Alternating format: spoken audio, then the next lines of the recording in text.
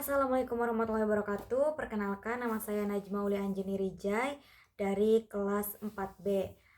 Kali ini saya akan membahas mengenai salah satu bab yang ada di buku yang berjudul Sejarah Sosial Muslim Minoritas Etnis Melayu di Nusantara, di mana buku ini merupakan karangan dari dosen saya sendiri, Profesor Asep Ahmad Hidayat.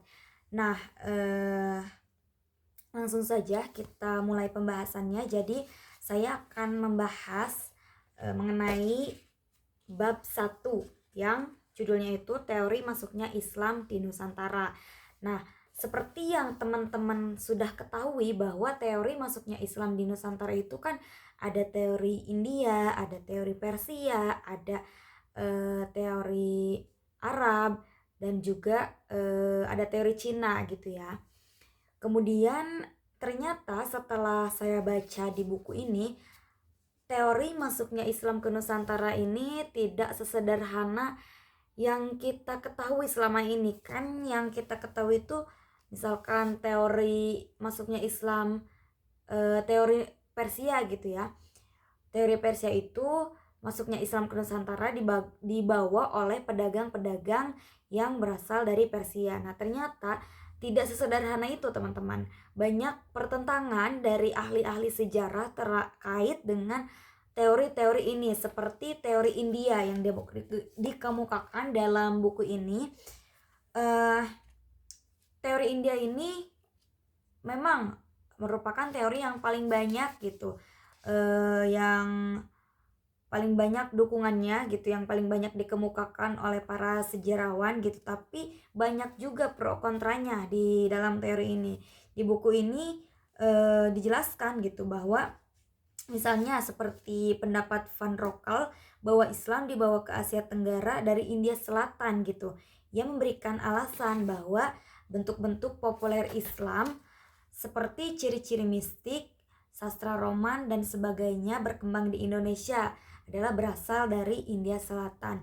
Namun Mokyut, R. Akern dan Snokkhorgronje berpendapat berbeda gitu ya. Mereka berpendapat bahwa Islam ini datangnya dari kawasan Gujarat, karena Mokyut dan R. Akern ini menyandarkan teorinya pada bukti-bukti fisik berupa kuburan dan batu-batu nisan yang terdapat di Gresik, Jawa Timur. Nah, kemudian teori dari Mokyut dan R. Akern ini juga didukung oleh Snokkhorgronje gitu ya. Horgronje mengatakan bahwa tidak mungkin Islam datang di Indonesia langsung dari Arab tanpa melalui ajaran tasawuf yang berkembang di India, yaitu Gujarat gitu. Kemudian secara khusus Brian Harrison berpendapat bahwa kawasan Asia Tenggara memperoleh inspirasi budayanya bukan dari Persia atau Arab, melainkan juga dari India gitu. Karena itu, kata Harrison, penerimaan Islam di kepulauan dan tanah semenanjung terpaksa lebih dulu penerimaannya oleh pihak India yang secara prominent berkecimpung dalam perdagangan seberang laut di antara India dan Asia Tenggara. Hanya dalam abad ke-13 kondisi ini dapat dilaksanakan secara penuh. Nah, teori tersebut didasarkan pada temuan batu nisan dari Gujarat.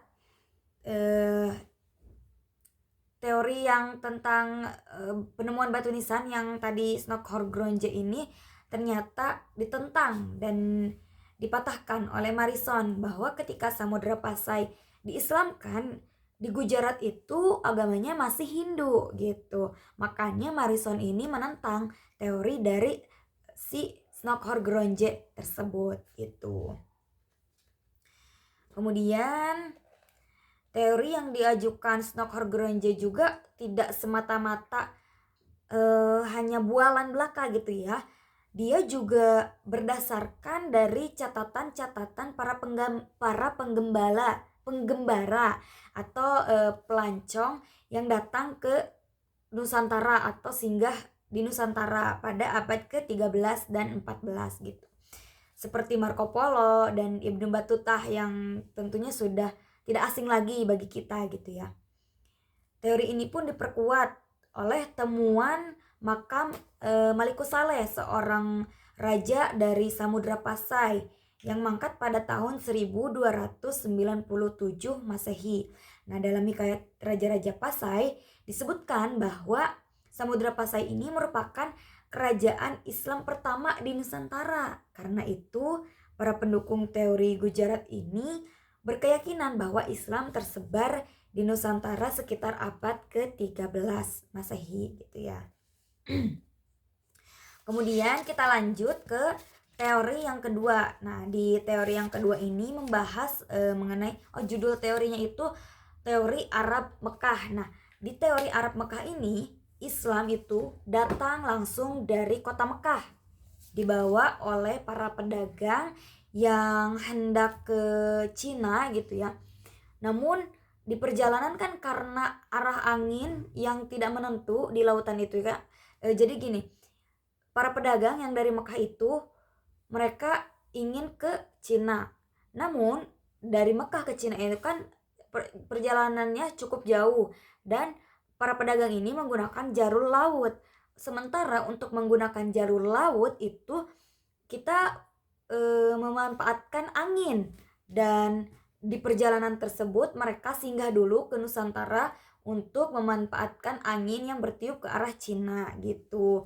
Jadi ketika di Nusantara itulah mereka membangun perkampungan-perkampungan Islam gitu. Nah, di sini juga ada teori Mekah yang dikemukakan oleh Buya Hamka yang telah menulis dalam sebuah risalah untuk seminar nasional tentang masuknya Islam ke Indonesia di Medan 17 sampai 20 Maret 1963. Nah, dalam risalahnya itu Hamka atau Buya Hamka menulis beberapa poin penting, diantaranya pengislaman orang-orang Melayu di Nusantara adalah langsung dari sumbernya di Mekah. Kemudian pengislaman Prameswara atau Raja Tumasik dilakukan oleh Sayyid Abdul Aziz yang datang langsung dari Jeddah. Pengislaman di Tanah Aceh dirintis oleh Syekh Abdullah Arif yang datang dari Tanah Arab bersama muridnya Burhanuddin. Kemudian yang keempat, Maulana Malik Ibrahim atau salah seorang wali Songo yang turut mempelopori penyiaran Islam di tanah Jawa adalah keturunan Ali Zainal Abidin, cucu dari Ali bin Abi Thalib. Selanjutnya, Sunan Gunung Jati atau Syarif Hidayatullah adalah seorang wali Songo yang turut mengembangkan Islam di Pulau Jawa atau Tanah Pasundan, yang juga dikatakan keturunan bangsawan Quraisy gitu ya. Dan masih banyak-banyak lagi poinnya gitu. Kemudian kita lanjut ke teori Arab Parsi. Nah, teori Arab Parsi ini atau sering kita dengar atau sering disebut juga dengan teori Persia gitu, dimana Islam itu dibawa atau datang dari Islam itu datang dari wilayah negara Persia dan dibawa oleh orang-orang Persia ke Nusantara gitu.